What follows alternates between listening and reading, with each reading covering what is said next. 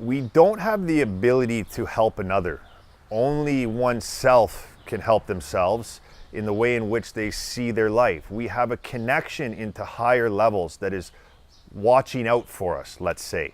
Imagine you're in a rowboat going down the river and you're in the middle of the Amazon and you'd been trekking through dense forest for the last couple days, and you come upon a river and there's a canoe waiting there for you. So naturally you would get into that canoe and you start rowing down the river, and it's a beautiful sunny day, and finally you've had some relief from the bugs and the dense jungle and not knowing where you're going, and there's this eagle that's flying around miles up in the sky, and this eagle represents your higher self. Now your higher self may be whatever it is in your life. It could be a tiger, it could be a spider, it could be a person, could be a noise writing on the wall, whatever it is. But in this case, let's call it an eagle. And you're rowing down the river, and all of a sudden you get this guidance that tells you to pull over to the side of the river and take your canoe out and start portaging through the dense jungle again.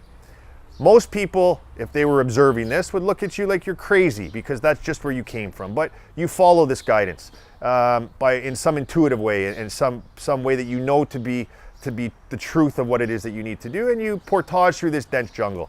And eventually you arrive at a river that was the same river, but it's come back around in a different way, and you look down to the left and you see a half-mile way down there was a 200-foot waterfall.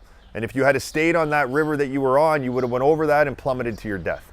This guidance, this following of oneself, of one's intuition, of one's heart intelligence, there's a difference. The gut feeling, in my opinion, comes from the brain. The heart's intelligence, intuition, comes from your higher self. It comes from a connection that can't be seen, energetics, what you can't see, what you can't touch.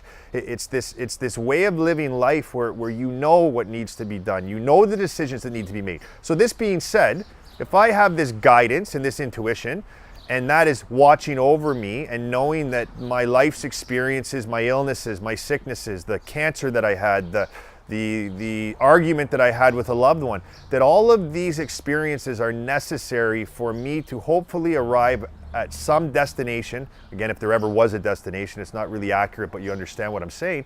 For us to know ourselves, so that we come to see that all of these experiences in our lives are nothing more than just perceived as negative or unhealthy, when in actuality they are guiding us through experiences. Expression. You came to this planet to know yourself experientially, and to know yourself experientially and fully is to become emotionally intelligent. So through this suffering, through these things that are taking place, it really is the entry point to our salvation. So if this is the way that we function, and from my perspective and through my experiences, this is the way I see it, and it's only my opinion, so you may have your own. Use discernment and follow your own path. But if this is the case, then how can anyone actually help you? How can actually anybody save you? People can be tools along your way, and the authentic teachers in your life, the people that offer that type of guidance, you will see them as that, and they will express themselves as that. Anybody who's telling you that they're here to save you or help you, I would be very, very careful in following that type of guidance, because only you know yourself better than anybody, and you need to take on that responsibility, take on that ownership, and understand the power and strength that exists within you. To remember who we really are, think about who you were as a child, when you were 6, 7 years of age, and what you did with your time. Were you attached to what happened the day before? Were you attached to what was going to happen, next week? I mean, maybe as the month of December rolls around, you're looking forward to Christmas and things like this. But to remember who you really are is essentially to function in the way that we have in higher levels of consciousness, to function the way that we did as a child, but with the intelligence of an adult. So we start to live in union with Mother Earth. We look at the way that the natives function. If they would cut down a tree, they would give an offering. They'd leave sage. They take the life of an animal, they do a ceremony, a ritual. So by the context of remembering who we really are, it's moving away from suffering. It's moving back into harmony. It's really taking accountability for our own self. It's not getting up in the morning with just enough time. And I used to do it myself. 22 minutes to get in the shower, get in your car, sit in traffic, walk into the office. It's showing up for yourself. It's self-regulation. It's identifying the things that are necessary for you to live your most harmonious life. And through this practice of self-love, through this practice of self-realization, it's a natural expression of oneself that you will now start to share that with humanity. The easiest way that you help or assist is to become the example. So as you reflect the light inward, naturally the light reflects outwardly. I had somebody ask me recently, I feel so great, I'm so happy, how do I share this with the world?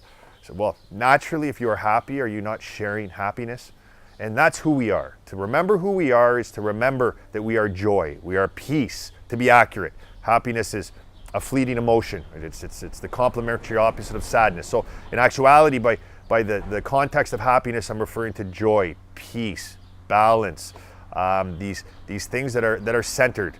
In the way of the Buddha, they call it walking the middle path or something of that sort. In the native traditions, the red road. So when we exist centered in our consciousness, we then remember, we then see, we become united again as brothers and sisters of humanity. And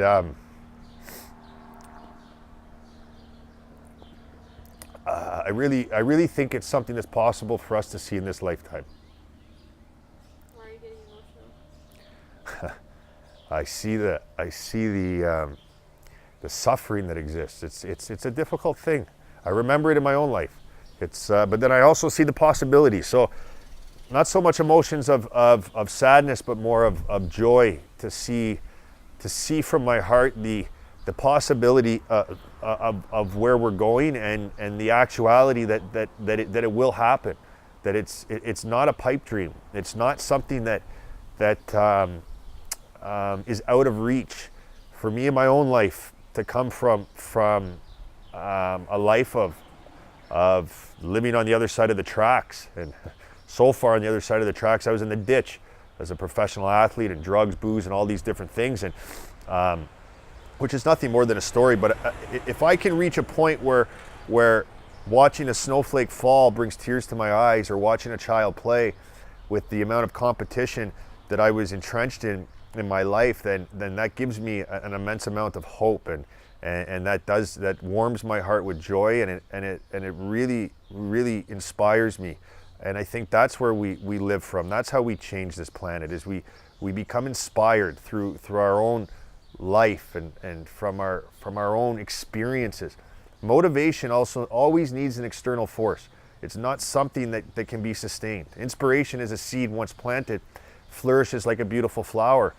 And through our own suffering, we develop compassion, we develop loving kindness. So it really is a beautiful time for us to be alive on this sphere we call Mother Earth. And if we stay vigilant and we stay committed to not owning things, not trying to make it about you. It has nothing to do with you. I keep getting this in meditation. It's not about you. It's not about me. It's us together as one consciousness, one humanity. And that's not about pumping out more information. It's not about trying to have more notoriety. It's about us, our relationship with ourselves, and committing to something every day when nobody's watching. Not when you're on camera, when you're on stage telling people how you need to live their life, they need to live their lives, or do this or do that. You be with yourself. You close your eyes, you go inside, you have a beautiful meal, you do whatever it is that makes you happy. You live your life from that place, you keep your intention pure, but we need to enjoy our lives. We need to really bathe and soak in our own brilliance from a place of our essence, not from the center of our ego.